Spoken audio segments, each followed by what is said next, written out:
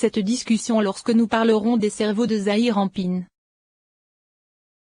Sixième paragraphe.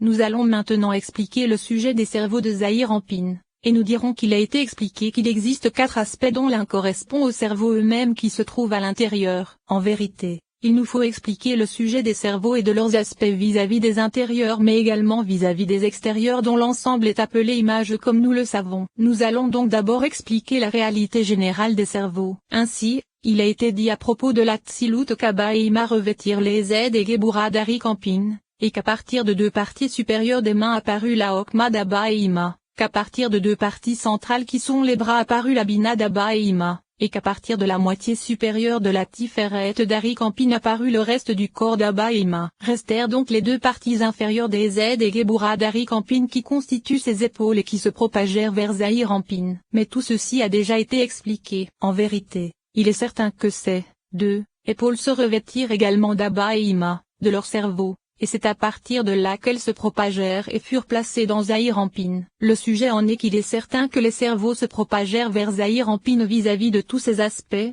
car il a été expliqué qu'à partir des 2 mains d'Ari-Anpin qui devinrent la Hokma d'Abba et Ima se propagèrent 2 cerveaux vers Zahir-Anpin qui devinrent ses Hokma et Bina, ce qui est appelé héritage d'Abba et Ima, et qu'à partir des 2 épaules apparurent les 2 moitiés de Da'at appelées Z et Gebura mais également les 2 couronnes comme cela sera expliqué avec l'aide de Dieu. Cependant, la différence existant ici c'est que ces Hokma et Bina qui se propagèrent depuis 2 parties des mains d'Ari-Anpin ne sont qu'une seule lumière se propageant d'elle vers Zahir-Anpin, et il ne s'agit donc pas précisément d'elle. En réalité, les 2 épaules qui sont le secret de Da'at sont elles-mêmes celles qui sortirent et se propagèrent dans Da'at, et non uniquement leur clarté. En vérité, elles ne se propagèrent qu'après s'être revêtues d'Abba et Ima, et ce n'est qu'ensuite qu'elles se revêtirent de la Da'at de Zahir-Anpin, par l'intermédiaire du vêtement d'Abba et Ima. En fait, elles se propagèrent grâce à l'accouplement d'Ari-Anpin. En effet, nous savons que les 2 parties supérieures des Nezaïodatik sont une Neshama à l'intérieur de 2 parties supérieures des mains que sont les Z et Gebura d'Ari-Anpin, et les 2 parties supérieures des Z et Gebura d'Ari-Anpin sont une Neshama à l'intérieur des cerveaux d'Abba et Ima,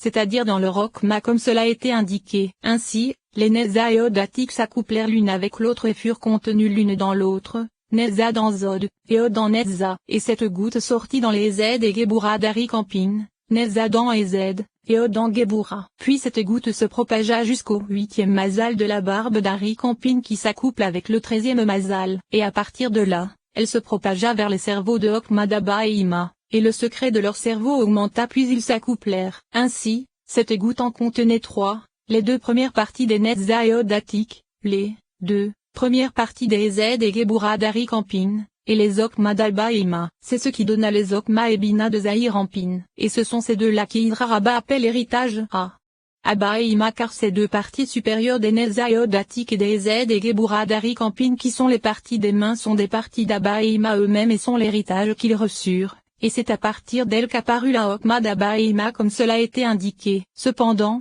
ce ne fut que leur clarté qui se propagea d'elles pour devenir les Hokma et Bina de Zahir-Anpin. Des 2 parties inférieures des Nezaïodatik se propagea également une goutte vers les 2 parties inférieures des Z et Gebura d'Ari-Anpin qui sont ces 2 épaules. Et après le revêtement de ces 2 épaules à l'intérieur des cerveaux d'Abba et Ima, elles descendirent elles-mêmes en se revêtant d'Abba et Ima comme cela a été indiqué. Elles devinrent alors elles-mêmes la Da'at de Zahir-Anpin, pas uniquement leur clarté mais leur essence, car elle-même était l'héritage de Zahir-Anpin. Et dans l'Hidrazuta, DAF 292, elles sont appelées les 2 couronnes qu'Abba et Ima transmirent à leurs fils. Grâce à cela tu comprendras pourquoi Da'at se trouve au-dessous de Hokma et Bina, car elle provient des 2 parties inférieures alors que, Hokma et Bina, proviennent de 2 parties supérieures. Et si tu dis que Da'at est donc plus grande que Hokma et Bina car elle provient de l'essence d'Ari-Anpin alors que, Hokma et Bina, proviennent de la clarté des cerveaux d'Abba et Ima, ces 2 couronnes se revêtirent d'abord des cerveaux d'Abba et Ima et descendirent après s'être revêtues, de Zahir-Anpin. Ainsi,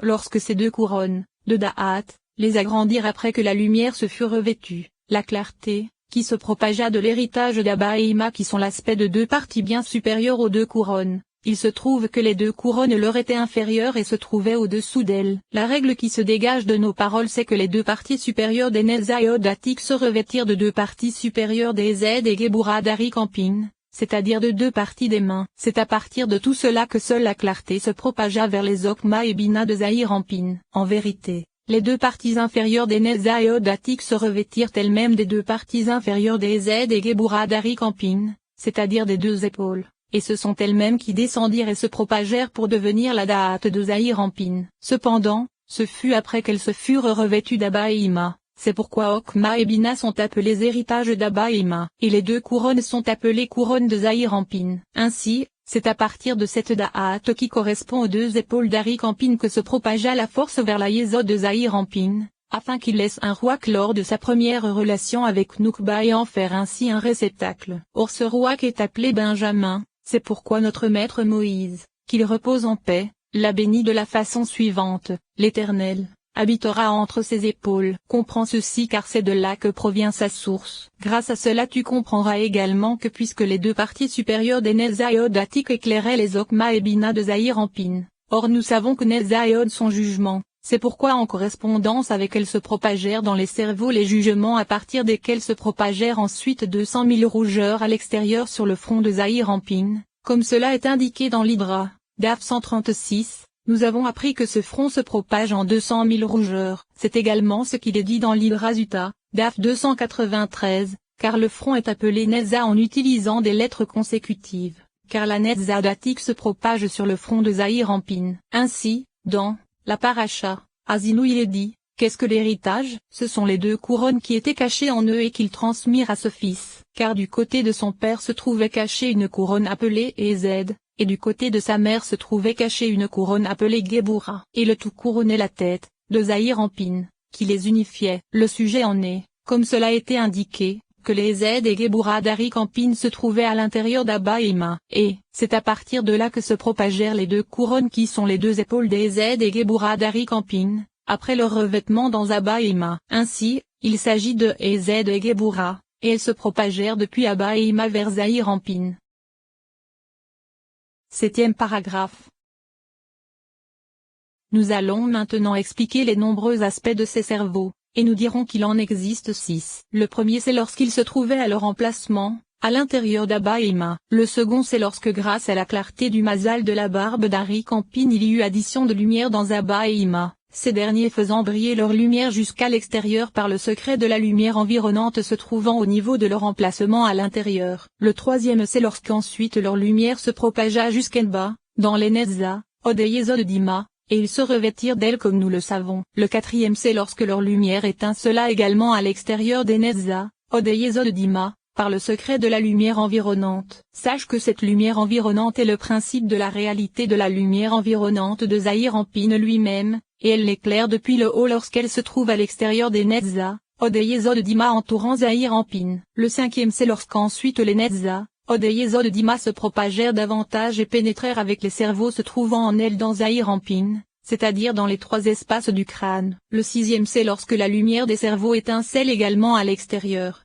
sur le front de Zahir-Anpin, par le secret des téphilines comme cela sera expliqué plus loin avec l'aide de Dieu. Ainsi, il a été expliqué que parmi ces 6 aspects, 3 sont intérieurs et 3 sont environnants. En vérité, nous n'appelons intérieur que le 5e aspect, c'est-à-dire lorsque les cerveaux pénétrèrent eux-mêmes à l'intérieur de Zahir-Anpin. Et tout le reste, nous l'appelons environnant car cela ne se trouve pas précisément en son sein. Sache que nous n'avons pas la force d'atteindre la totalité de ces environnantes. C'est-à-dire que nous n'accomplissons aucune action se référant aux autres de la même façon que nous le faisons avec le port des téphilines qui se réfère au 6e aspect. C'est pourquoi nous portons les téphilines. Comprends bien cela. Sache également que tous ces aspects ne signifient pas que ces cerveaux furent arrachés de leur emplacement et descendirent degré après degré. En vérité, je t'ai fait savoir de nombreuses fois que la racine de toute chose se trouvant dans la sainteté subsiste à l'endroit où elle se trouve, et c'est sa clarté qui se propage vers le bas. Il en est de même ici, car le racine subsiste toujours, à son emplacement. C'est donc à partir de l'augmentation de lumière qui leur fut ajoutée qu'ils se propagèrent et éclairèrent au-dessous de tous ces aspects, alors que le racine resta en haut. En vérité, en ce qui concerne les 2 couronnes dont nous avons dit qu'elles sont les 2 épaules, ce sont elles-mêmes qui, après s'être revêtues d'Abba et Ima, sortirent et descendirent dans la Da'at de Zahir-Anpin. Ce n'est donc pas uniquement leur lumière mais précisément leur essence. Cependant, ce qu'il est dit c'est que le racine resta en haut alors que leur lumière se propagea vers le bas, depuis leur degré qui correspondait aux Okma et Tina de Zahir-Anpin, car ses racines restèrent en haut alors que leur clarté se propagea vers le bas. Comprends bien cela. Commentaire. Il me semble, à moi et Yim, que cela signifie que les racines d'Abba et Ima se sont, Okma et Bina, alors que la racine de Zahir Anpin c'est Da'at. Ainsi, Abba et Ima sont les racines de toutes les Okma et de toutes les Bina. Cependant, Da'at étant la racine de Zahir Anpin, c'est elle-même qui descendit dans Zahir Anpin, et sa clarté resta en haut pour arbitrer entre Abba et Ima. Il se trouve qu'Abba et Ima sont toujours désignés par les Okma et Bina générales de la Tzilut, et Zahir Anpin est la Da'at générale. Il se trouve que lorsque les Z, Gebura et Tiferet d'Arik Anpin se revêtirent à l'intérieur d'Abba et Ima comme nous le savons, c'est à partir d'elles qu'apparurent les cerveaux de Zahir Anpin par le secret de la lumière environnante se trouvant au-dessus. Et à partir des Netza, Od et Yesod d'Arik Anpin apparurent les cerveaux intérieurs de Zahir Anpin qui pénétrèrent dans sa tête. Étudie ce qu'il est dit dans le Zohar sur la Paracha Mezora. Daf 22. Or il a déjà été expliqué comment à partir de la moitié inférieure de la Tiferet d'Arik Anpin apparut le crâne de Zahir Anpin, et à partir de ces Netza, Od et Yesod apparurent ces cerveaux intérieurs qui se revêtirent des Netza, Od et Yesod d'Ima, et le torse de Zahir Anpin apparut à partir de la propagation de la Yesod d'Arik Anpin en leur sein. Nous avons déjà expliqué comment Arik Anpin se revêt de Zahir Anpin, mais revenons brièvement au sujet de ces aspects, car il a été expliqué qu'il se trouve à 3 endroits. Le premier c'est lorsqu'il se trouve à l'intérieur d'Abba et Ima, dans la lumière intérieure et environnante. Le second se trouve dans les Netza, Od et Yesod d'Abba et Ima, après qu'il s'en soit revêtu, dans l'intérieur et l'environnante. Et le troisième c'est après qu'il se soit revêtu de Zahir Anpin, dans l'intérieur et l'environnante. Nous allons maintenant expliquer une parole se trouvant dans l'Hydra Rabbah, Daf 135. À propos de l'air pur et du feu pur. Étudie ce qui a été expliqué précédemment. Sache que la lampe de l'obscurité est la Gebura d'Arik Anpin, et l'air pur est la Zed d'Arik Anpin, et les deux s'assemblèrent comme cela est indiqué dans l'Hydra Zuta, Daf 292. Le sujet en est que les racines d'Abba et Ima sont Okma et Bina, et c'est en elles que sont dissimulées les Zed et Gebura d'Arik Anpin appelées air pur et lampe de l'obscurité. Or cette lampe de l'obscurité ainsi que cet air pur s'assemblèrent alors qu'ils étaient dissimulés à l'intérieur d'Arik Anpin, et ils firent sortir le crâne de Zahir Anpin qui apparut à partir de la Tiferet d'Arik Anpin. Car tout comme Tiferet arbitrant entre les Z et Gebura d'Arik Anpin est sorti de l'association des deux, de même le crâne de Zahir Anpin n'apparut pas à partir de cette Tiferet mais de l'association des Z et Gebura se trouvant au-dessus d'elle. Comprends bien cela. Ainsi, il a été indiqué qu'au début l'aspect des cerveaux de Zahir Anpin se trouvait à l'intérieur d'Abba et Ima, par le secret de l'intérieur et de l'environnante. Le tout était appelé environnante de la tête de Zahir Anpin. Ensuite, ils pénétrèrent dans les Netza, Od et Yesod d'Ima, par l'intérieur et l'environnante. Puis ils pénétrèrent à l'intérieur de Zahir Anpin lui-même, et ils devinrent alors son crâne et ses cerveaux intérieurs. Il se trouve qu'avant que l'aspect du crâne ne commence à apparaître dans Zahir Anpin, l'aspect des cerveaux environnants supérieurs commença à apparaître en elle. Ainsi, tout comme les Z et Gebura d'Arik Anpin sont appelés air pur et lampe de l'obscurité, de même les cerveaux des Okma et Bina de Zahir Anpin qui en sortirent sont désignés de la même façon. De même, la Da'at de Zahir Anpin qui arbitre entre Okma et Bina est également appelée ainsi car ces dernières aussi se propagèrent à partir des Z et Gebura d'Arik Anpin, de ces deux épaules. Cependant, la différence existant entre les deux c'est que ces Okma et Bina sont appelés air pur et feu pur, alors que les deux couronnes de Ez et Gebura sont appelées air clos pour Ez et feu clos pour Gebura. Comprends bien cela. Il se trouve qu'au début ces cerveaux appelés air pur sortirent par le secret des environnantes, puis ils devinrent le crâne de Zahir Anpin. C'est le secret de ce qu'il est dit en Dav 135, l'air pur sort, se déroule et se propage. Un crâne puissant se développe dans les 4 directions. Car au début ce furent les cerveaux appelés air pur qui apparurent avec l'étincelle qui se trouvait en eux, comme cela vient d'être dit. Puis ils se déroulèrent et se propagèrent, car il faut dire que leur racine resta en haut alors que leur lumière se propagea vers le bas. Ensuite, à partir de leur force apparut un crâne, après ces cerveaux environnants supérieurs. L'explication en est qu'avant que ce crâne n'eût apparu et que les cerveaux n'eussent pénétré vers Zahir Anpin à l'intérieur de ce crâne, il y avait 4 cerveaux puisque la couronne de Ez se propagea du côté droit et celle de Gebura du côté gauche. C'est ce qu'il est dit, dans ce crâne, le feu se propagea d'un côté et l'air de l'autre côté. Ensuite, les 2 cerveaux supérieurs qui étaient Okma et Bina se propagèrent, Okma se propagea également du côté droit, au-dessus de la couronne de Ez, et Bina se propagea du côté gauche, au-dessus de la couronne de Gebura. C'est ce qu'il est dit, et l'air pur se trouvait au-dessus d'elle, d'un côté, c'est-à-dire que le cerveau de Okma appelé air pur se tenait au-dessus de la couronne de Ez appelé air clos.